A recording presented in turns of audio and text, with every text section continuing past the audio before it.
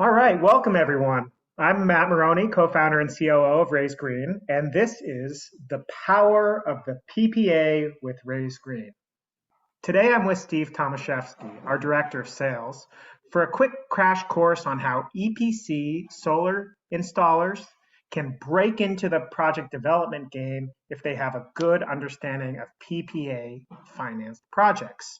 Steve has an extensive background in commercial and industrial finance, wind turbines, and the solar energy equipment and installation field across America and now in Canada and Mexico.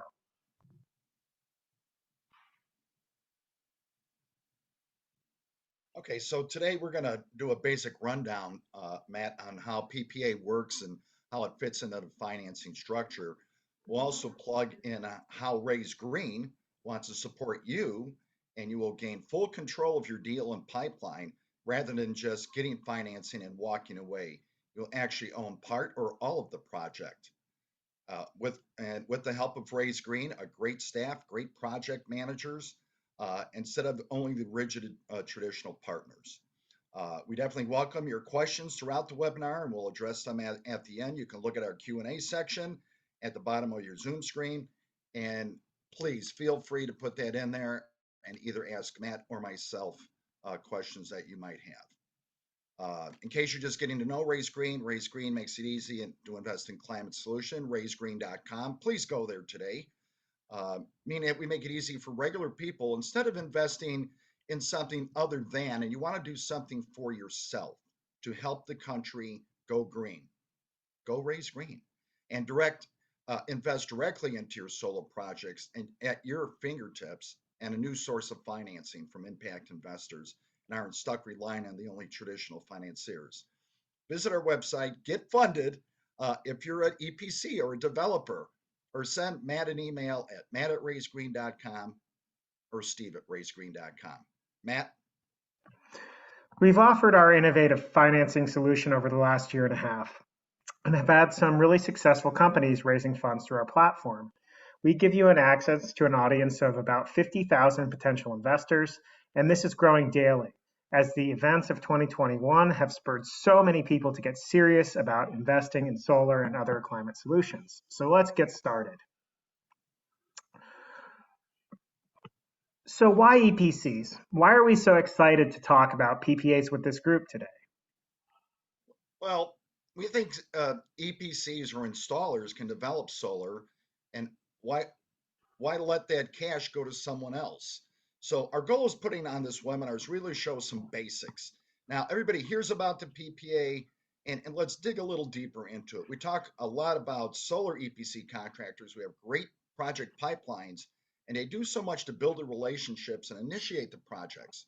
So we think there's no reason that an EPC, and don't take this wrong, many EPCs today already are doing PPAs. They've been out for decades. Am I correct, Matt? You are correct. Okay, so it's nothing new. But rather than just go and get financing, get your project financed, the PPA will let you retain some or all of the incoming finance from the off-taker, from the user. And there's a lot of vernacular in here. So sometimes we're going to be saying terms you're not familiar with, depending on what part of the country you're in. It's really the same terms, just a little different. But today we'll focus on demystifying the PPA structure and really intending on this to intro on how a PPA finance project is structured with folks like you in mind who are looking to upshift into project development and capture the full value of each project. Raise Green equity crowdfunding. What I'm excited about with Raise Green, Matt, is that only financing projects in the United States today. And by that, I mean, there are companies out there somewhere that offer crowdfunding, but they're in some country that you may not have even heard of. And it's like, so I really like Raise Green, obviously, and little prejudiced here, but we're keeping your money right here in the United States. And we will include a couple of points on how Raise Green can support you in these projects. Our staff is with you right down to their cell phone number. There'll be some few bumps and bruises along the way, but we will walk you through it step by step. It will be easier to transfer, to make that transition for your business, and make us your financing partner. Matt?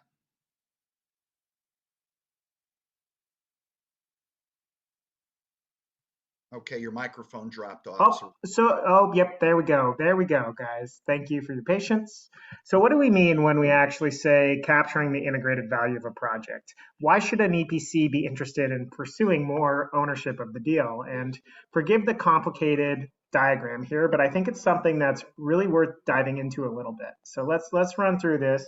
On the left axis, you have the dollar per watt of installed solar projects in 2019. This was the most recent data available from the National Renewable Energy Lab out of Golden in 2021. And you can see that for different project sizes, the costs are different, obviously. 2 megawatts clocking in about $1.60 a watt, 100 kilowatts about $1.90. But your work as EPC overhead, it's that that light orange box. So at 100 kilowatts on the left, we're talking 18 cents a watt, 16, 15, 15, 15. The developer up top, is clocking in 12, 11, 11, 11, 10, right? So basically what we're saying is why give that share to the developer?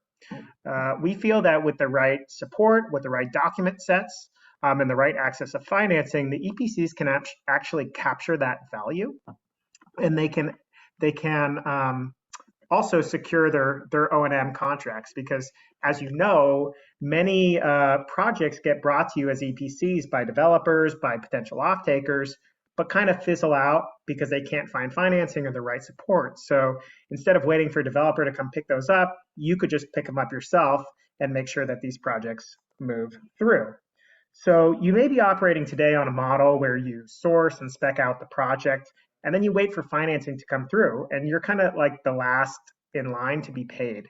But as the developer, owner, and operator, you're in the driver's seat for getting the project financed, executed, and capturing that full value stack in every part of the chain, as well as securing your O&M contract for the lifetime of the PPA. You're taking home the net margin on design, development, arranging financing, contract setup, and sharing in the operational savings for the duration of the power purchase agreement. So, as you hopefully see from this diagram, it's a fantastic opportunity. And as an EPC, really, you have all of the core competencies you need to originate a successful project if you're open to learning how to capture the rest of these pieces. So what is a PPA?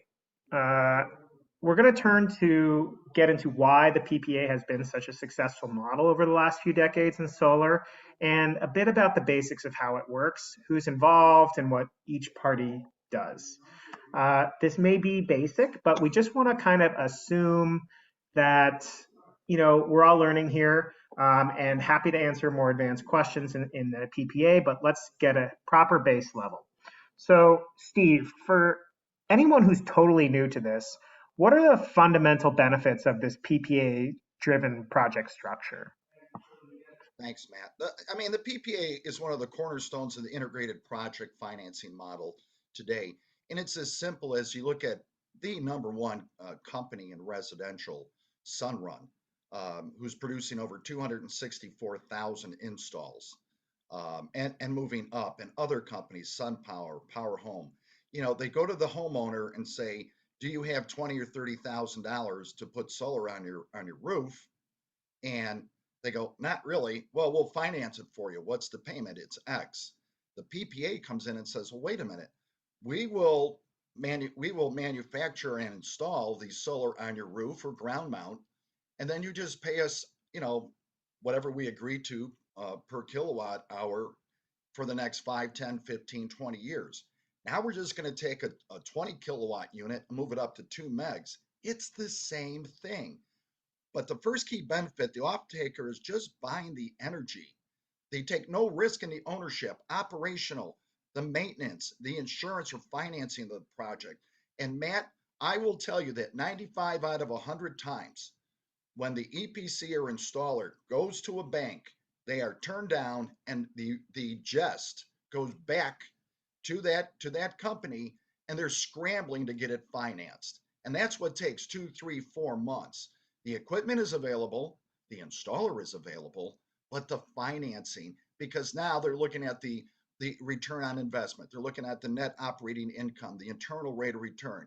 And it's so magnifies what they don't already understand and just plain return on investment, that the PPA comes in and says, well, wait, we agree that you buy this power from us on your roof for, let's just say, 10 cents per kilowatt hour for the sake of discussion. No peak demand. We'll get to that in another session. And it's very simple. And who are the parties in the PPA? But I see a note here, Matt. You said back up, Steve. The second benefit, probably the biggest or the second benefit, are the nonprofits and the non-taxable entities. And there are a ton. I talk to developers every day who go out and talk to churches and schools and universities and private churches. You know, they're a 501c3 or D, depending how they set up their structure. They cannot get the investment tax credit. Now, next week, Matt, or next month, we have a very special guest coming in, and her name is, I forget if you can turn on your microphone real quick. Who's our speaker next month, Elizabeth? Next month, we have a lawyer who specializes in crowdfunding for your project, Elizabeth Carter, out of Chicago. We're very excited to have her on. She'll be running you through some of the bumps and bruises in her experience getting a few projects on crowdfunding and Okay. how it relates to solar. So the big deal there with the ITC, and you see churches every day doing this. So let me ask you, number one thing, Mr. Business Owner, Mr. Auto Dealer, Miss Hotel Operator, Franchise Owner, if churches are doing this to save money and your business is for profit, why won't you consider it? Well, now we're taking the installers who've been doing residentials and even the larger EPCs. I talked to the largest EPCs in the nation without dropping any names. And they're actually talking with Raise Green about part of their capital stack. It's a strategy. So who are the parties in a PPA? Basically, the project company and the off-taker, the host. The project company can be the developer, the owner operator, subcontracted by the EPC, or can be you, the EPC developer, owner operator. And that's a discussion between you and Matt Moroney or Franz Hochstrasser or Jackie Logan or anyone at the team at Raise Green, including myself. The off-taker, power user, may be the property owner. If you're signing the PPA, the power purchase agreement with a lease tenant, you need to have that authorized to deal. That's where the large commercial real estate companies come in and say, oh, we have a 30-year lease on the property, but the PPA is 20 years. You actually need, approval from the owners of the building to put that on the roof. And more today, Matt, I was just talking with, again, I was in Mexico City, as you know, from the 8th to the 12th, and the largest commercial real estate companies are now just going, well, wait a minute. My properties will be more attractive after this lease runs out because they'll have a lower electricity bill due to the PPA on the roof that is good for the longevity of the warranty of the equipment. So, there's so many great opportunities within it. As for the roles and responsibilities of each party, project company and suited an integrated role own the system, install, insure, operate, and maintain. So it's kind of like almost getting a cell phone. You get a brand new, whatever the newest phone is out there, and you agree to pay a certain amount per month. It's very simple. And if it's 5 years, 10 years, 15, 20, I had one the other day, Matt, 25 years. I always say to people, if coal plants across the Midwest are shutting down and nuclear plants are being decommissioned and the grid is getting older, what do you think the price of electricity may be in the future? Do you think it might go up? That's a conversation with Matt Moroney or anyone here at the team of Raise Green that can decipher that with you and at least give you a recommendation. The off-taker will maintain the property, pay the bill, got to pay the bill, right, Matt? And avoid altering or hindering the system. In fact, the systems are so modern that it can detect something as simple as a plastic bag on the roof that's causing a degradation of power from each solar panel or section down to the cell remotely. So the EPC is really doing all the work as far as the monitoring. And then now let's take a look from no money down, pay per month on an agreed price, 5, 10, 15, 20 years or more. And let's look at it now as far as financing. Matt? So here's where Raise Green comes in to specifically help you win a deal and capture the upside. Absolutely. You're no longer going to be beholden to the bank or loan provider to get the project done. You're going to raise funds for one or multiple of these project companies by working with Raise Green. We have the documents you need. We understand how to structure these deals, and we can help you get access to up to $5 million per year in funding for these projects on our platform using equity crowdfunding. Awesome. So now let's dig into some of the specific terms in a PPA that will matter most. What's important to get right for your business? The PPA at its core is an agreement that you, the system owner, will keep the system in working order and sell the power to the off-taker. Raise Green can get you started with a robust set of contract templates, but there are really three key terms that drive the value of this contract. That's right, Matt. And those three things are term length. How long do you agree to buy power from this equipment on the roof or the ground? The power price itself per kilowatt hour, remembering no peak demand, and that's coming up next month with our friends from Energy Toolbase, and your promise of terms of system quality and performance. So the contract term is variable, typically 5, 10, 20, 30 years. Although over the last 5 years or so, there seems to be a shrinking to 15 to 10. And that will depend on the size of your equipment, because the smaller size of the solar array, the longer the break even is. So if you have a 100,000 or a 200,000 square roof building, as most of our EPCs do, you've got to call your EPC or your construction company and say, give us a quote and talk to Raise Green. And at the end of the term, you, the off-taker, sometimes look within the contract itself, the PPA provisional statements and final agreement, can buy the asset or ask to uninstall it. We'll cross that in another section. Matt?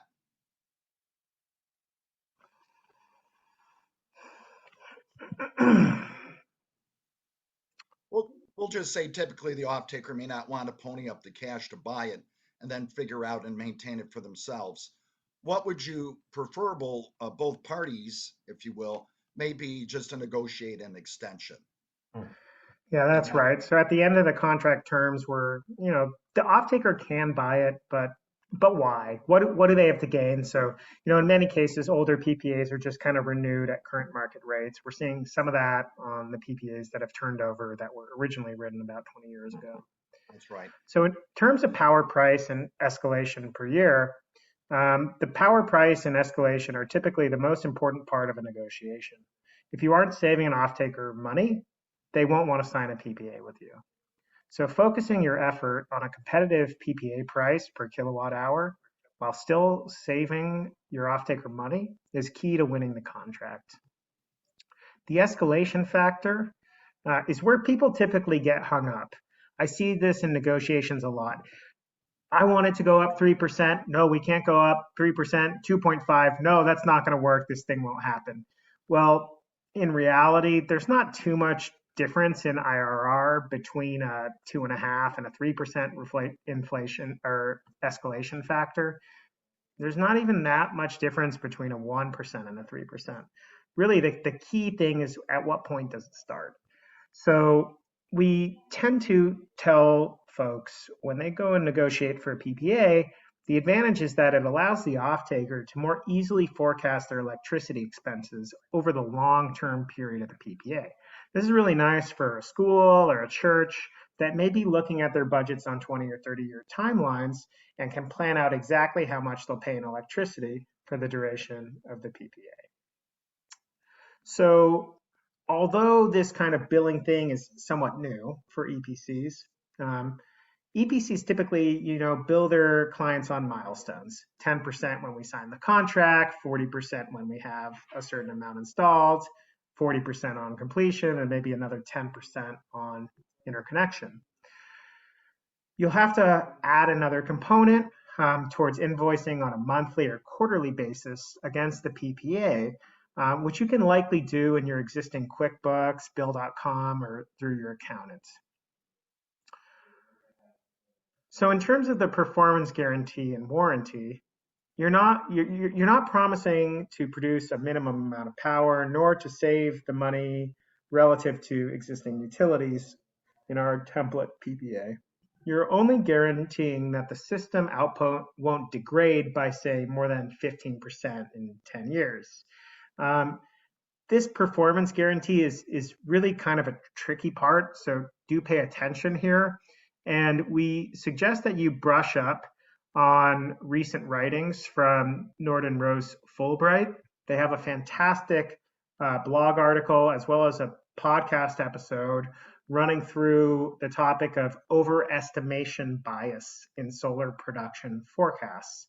And we really do suggest that you listen to that and work the performance guarantee and warranty out with a qualified attorney as you're finalizing your PPA, so that you don't commit to something that you can't achieve later on.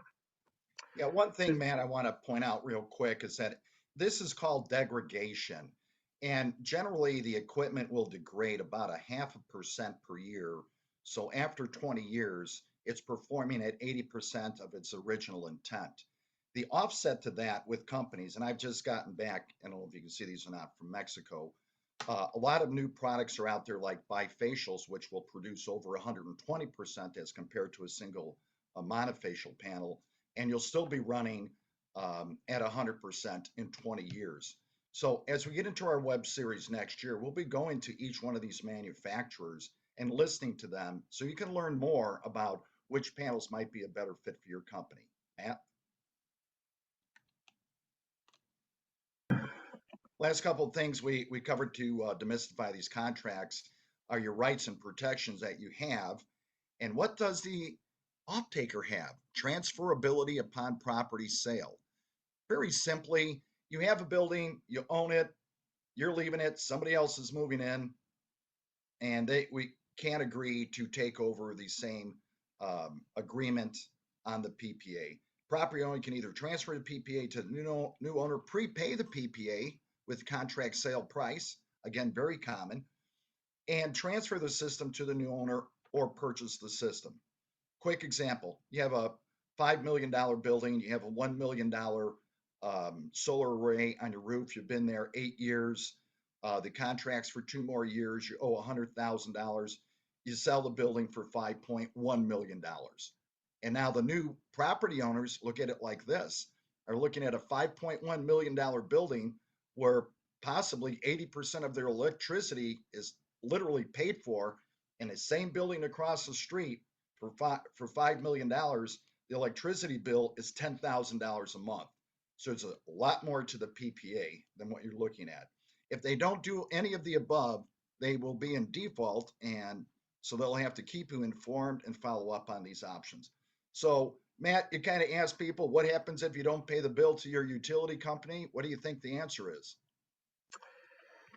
Yeah, so that gets into a topic called remedies in the event of off-take or default. So you do have quite a few options. That's right.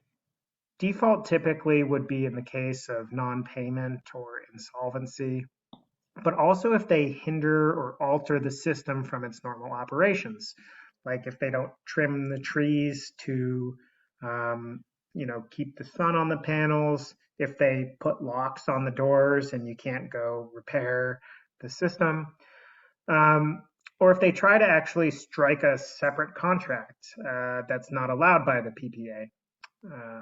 Because ultimately the off-taker isn't the system owner, right? So they can't go and sell some of those environmental attributes to someone else. So hopefully you wouldn't have to do this, but you could terminate the PPA, you could suspend the power delivery, you could charge the off-taker to take it off your roof and deliver the solar back to you. You could disconnect the system, you could charge a reconnection fee, you could sell the power to someone else. And you could also do things like seek a lien against the property, submit Well, I off-takers want to bad. point out to people, Matt, that this area right here, this paragraph, according to NREL and Solar Power International, is less than 0.5% of tragedies on PPA. So I don't want to magnify this more than we're talking about it, but if there's a problem, call and we'll get into it. There are some things, but less than 0.5% to get into this remedies in the event of default on all PPAs, and that was in 2019, I Yeah, and that's, often too, there's something to be said about acting in good faith and a lot of times, and many people do want to have amiable resolutions to conflicts like this. So don't be afraid when you see things like this in a legal contract. believe. Right. It's just for cases of as Steve mentioned, the small fraction of projects that actually get to this point. When we go to protections for your off-taker, in return, the off-taker has some rights, right, Matt? No restrictions on property sale. We mentioned you're protected in that the off-taker has obligations to you when they, sell the property. I jumped ahead of a slide. One second. There we are.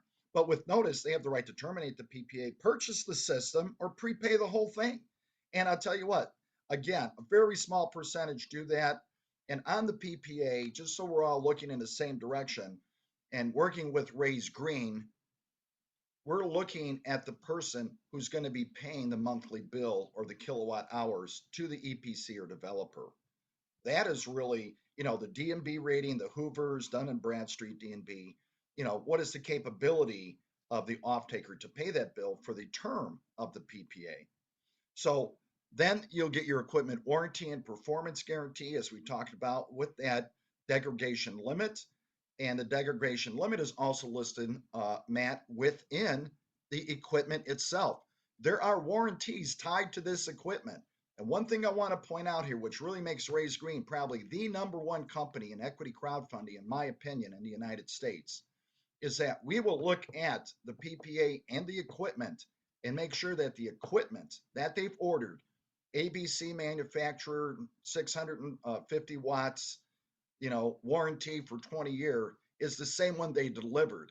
And I tell you what, Matt, I see it every day, and a lot of people say, well, we got this one because we couldn't get the other ones and they're on sale. They're 620 watts. The warranty is just about as good. No, I am sure that compliance and Raise Green are saying if you have something written down for this equipment with some of the big people, and in Mexico City, I was with Longi, Generac, Kranich, Kilovolt, Solar Ever, Genco, Siemens, we're seeing at Microgrid Conference next month, BayWa, K2 Systems, Canadian Solar, DA, brand new, no edge solar panels coming out, Klaus Meyer, Seraphin, Fronius, Chint, Trina. I mean, we're talking to the tier 1, what's called bankability, the #1 companies. So we're going to look very closely at that equipment. And Matt, right there, when you have degradation, that's a big point on that PPA. Steve, that's a great rundown. This is very high level, and I'm sure folks have some questions. But before we jump into any questions the audience has, and if you do have them, please drop them in the Q&A, drop them in the chat. I know there are a bunch of people on the webinar. Now is your opportunity to get some insight here. So drop them in the Q&A. But before we answer the questions, can we remind everyone how they can get in touch with us if they think they have a project ready for us to take a look at?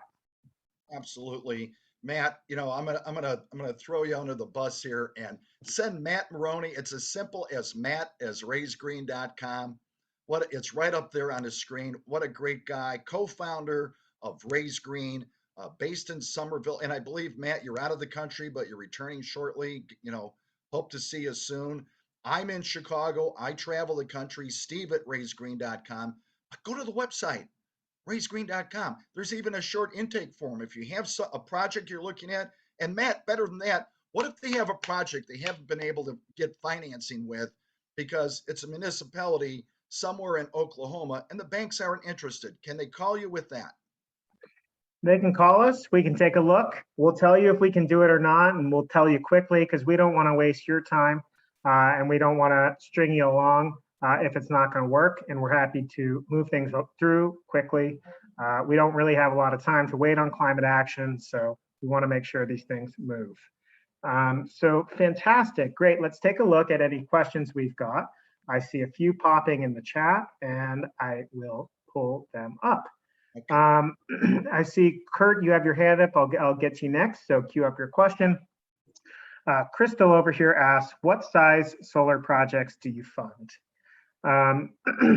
So at Raise Green, we look at projects about 100 kilowatts to 5 megawatts plus, but our sweet spot is really right in the middle of there. The reason for that is equity crowdfunding allows a developer or an EPC to raise up to $5 million per year, putting us right in that spot of 1 to 2 megawatts as the sweet spot.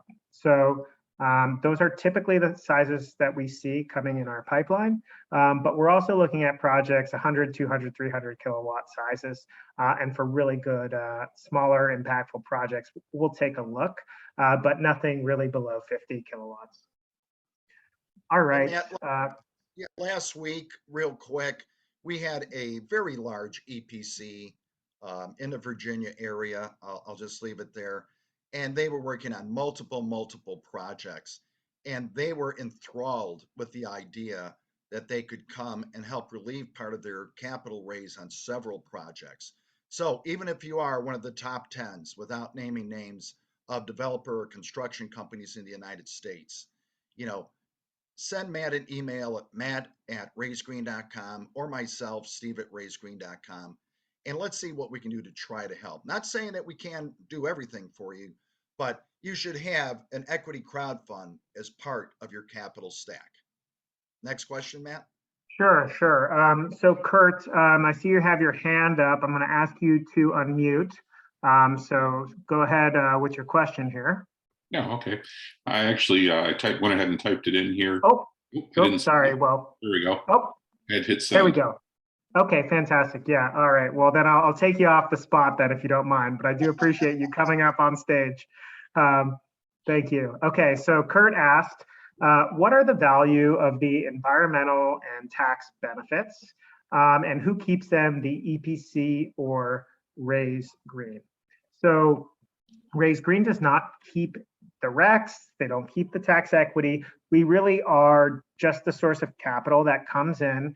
The developer, the EPC, the people who raise the money get all of the environmental benefits of that. So they can allocate the tax equity accordingly. They can allocate the RECs accordingly. And there may be some negotiation with the off-taker, but our base PPA template has the developer receiving all of those. All right, we got another question, Jeff. I'll give it a try, Jeff. Rauenhorst, forgive me, it's a lot of vowels there. So Jeff, you asked, please talk about your approach to tax equity. Is the equity you're providing tax equity? No, the equity we are providing is not tax equity. It would be sponsor equity from the crowd.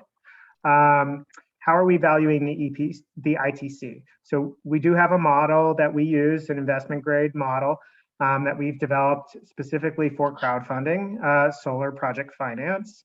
Right now, we're valuating the ITC at 26%. Typically, tax equity comes in plus or minus about that, depending on your tax equity investor. So, when it was 30%, we were seeing anywhere 25 to 35% contribution from the tax equity investor. Our approach typically tends to be, we cannot guarantee tax equity funding. The developer, the EPC, has to work to make their PPA appealing and de-risked through their experience. We have a number of tax equity partners that are interested in evaluating the projects that come through our platform. We're happy to facilitate those introductions when the project is packaged in such a way that it is palatable and simple for the tax equity investor to evaluate. So we're happy to work with you there on putting that package together. Okay, I see one question. So thanks for the question there, Jeff.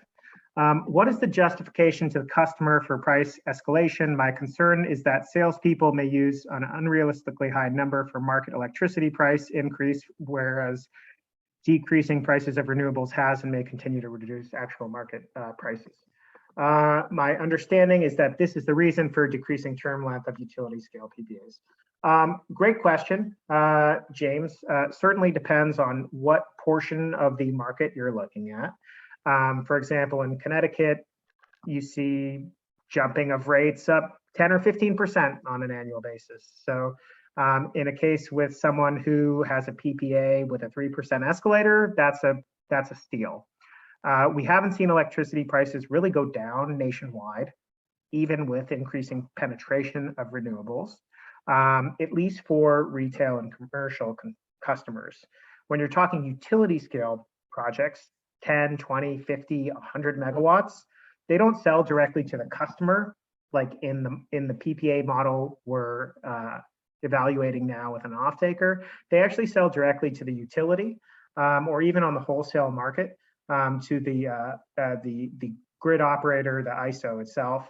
So they're subject to a whole different set of market economics that don't apply to these scale projects that we work with here.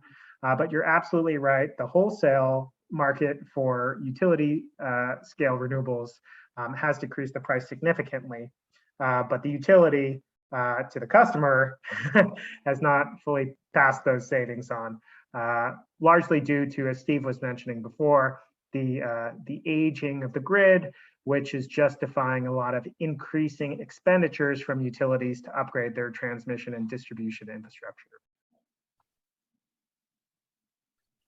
Okay, so we're a bit, oh, great, Jeff. I'm glad to hear that. And if Jeff, James, or Kurt, I believe, who asked the question, if you all want to talk more, my email's right here. We're happy to share some of the materials and white papers that we've produced as relating to both innovating in sense of access to directly investing in solar, how we understand tax equity as it relates to equity crowdfunding, or other components of small scale, commercial, and community scale solar using this novel financing approach that we're proud to pioneer. We look forward to speaking with you all on potential projects, and please do sign up for the next sales webinar if you want to learn more about the legal aspects of doing an equity crowdfunding offering.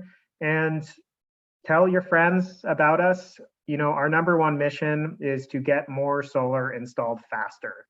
I know you all share that with us, which is why you took 45 minutes out of your day to listen to our presentation. So I'm looking forward to the opportunity to working with some or all of you in the near future. Matt, thank you so much.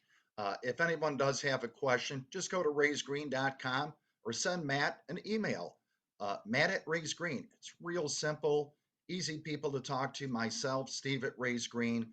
Can't thank you enough. And next month, special guest talking about investment tax credit.